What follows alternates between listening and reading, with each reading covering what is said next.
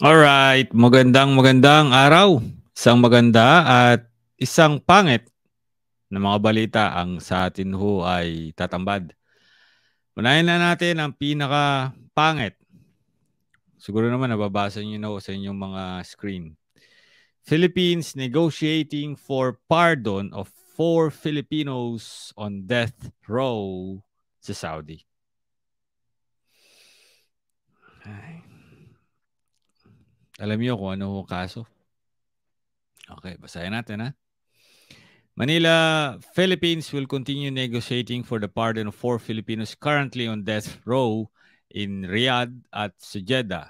Yan ang sinabi ng Philippine Ambassador designate to Saudi Arabia, Renato Villa said on Wednesday. According daw po sa latest data ng DFA, 3 Filipino sa Riyadh at 1 po sa Jeddah are now facing death penalty over murder. Pagpatay. In his confirmation hearing before the Commission on Appointments, Villa said the kingdom has handed down the final judgments against them, and the last resort Manila could pursue is to plead for the victim's kin.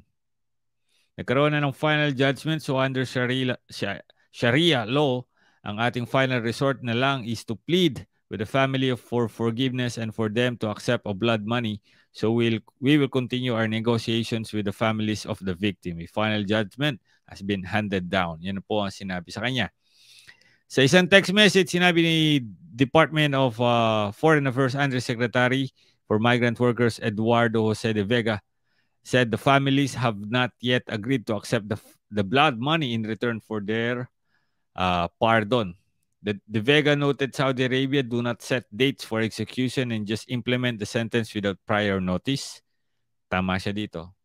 Totoo po yan. The negotiation by the ambassador meant our attempts to secure from the next of kin of the victims the tanazul or forgiveness required by Islamic law in return for the payment of diya or yung tinatawag na blood money. Hindi po pwedeng mag-allocate ng blood money for payment na kukunin sa ATN o Assistance to National.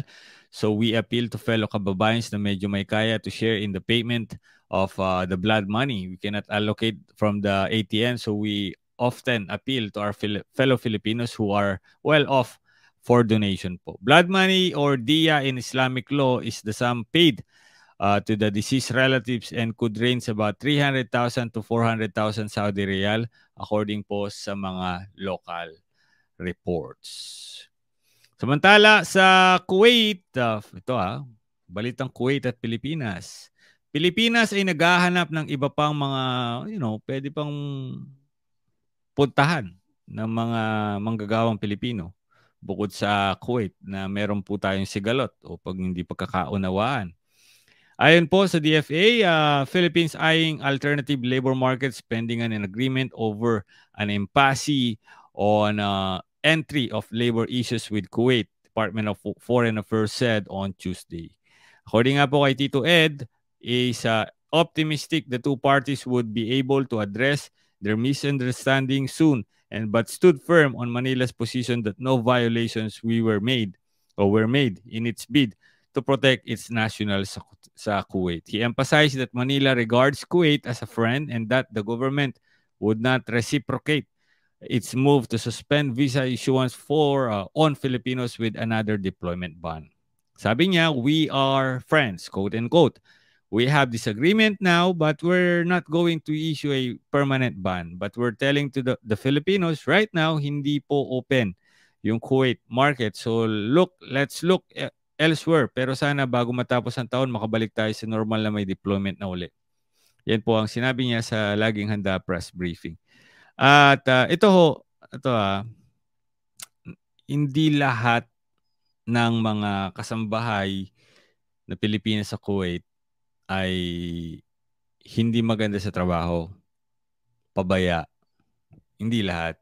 No? Maaring meron. Hindi tayo maghuhugas kamay. Maaring merong hindi ho magandang pagtatrabaho doon. No?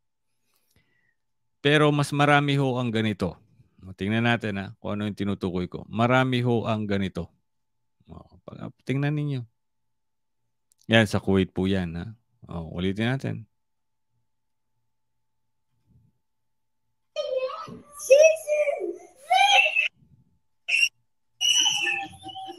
Ayan.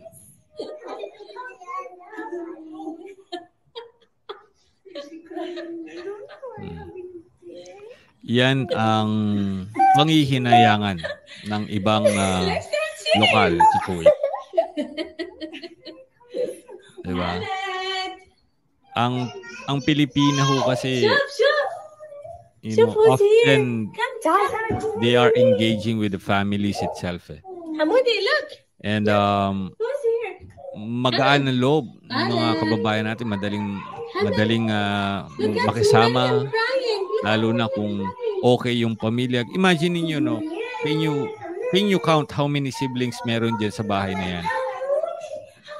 Ang dami, no? 1, 2, 3, 4, like 4 or 5. Ganun karami. Ayun, no? Laki ng isa, oh.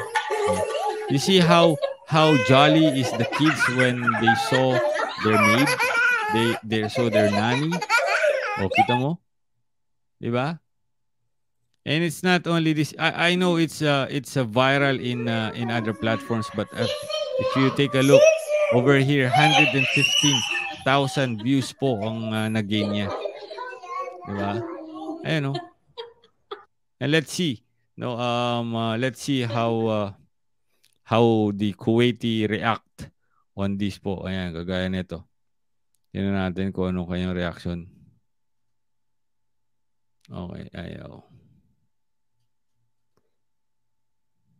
Translate to Filipino. Sabi niya, nakikita ko, hindi pala makita dito.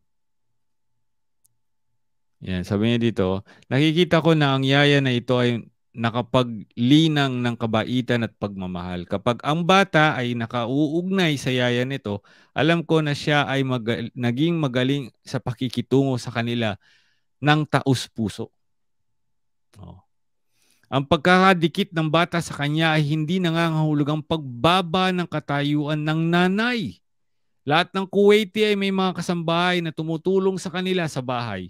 Ngunit kung makakita kami ng isang unit na lahat ng mga bata ay nagtitipon sa kanyang pagmamahal, alam ko na siya ay taus-puso. Okay. You see? Let's see another one. Let's see this one. Ano sabi niya dito? Walang masama sa kanilang yaya at 10 taon na kasama niya sa bahay, at kung hindi siya mapagmahal at mahal ng mga ito, hindi sila magkakabit sa kanya. See? Diba? If you take care of your nanny, do you think they're not gonna give their very best to love your family, to serve your family? Ay, nako. Now, tingnan mo, masarap kapag ang mangmang ay mahilig maglingkod sa kanila. Tingnan mo to. Yan, no?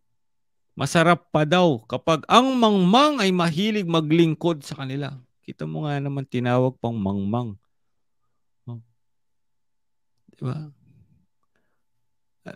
Is this a stupid girl? Are you stupid?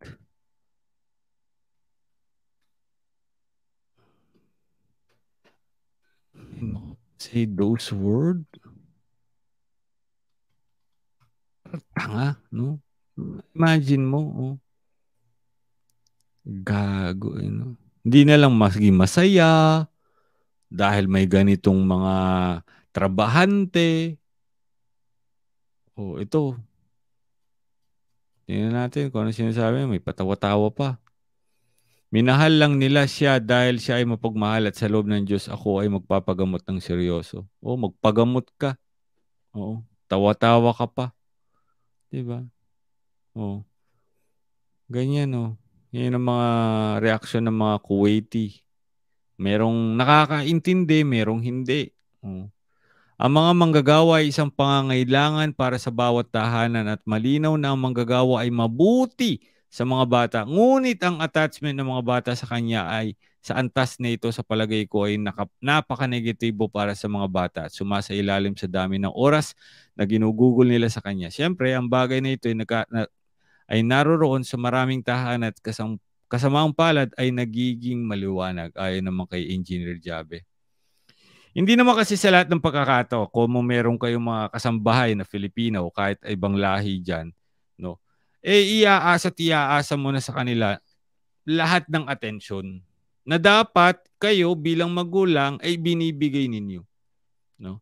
Dapat kasi sa mga ganito if you take a helper, no? Do not forget your responsibility as their family, as their parent of your children.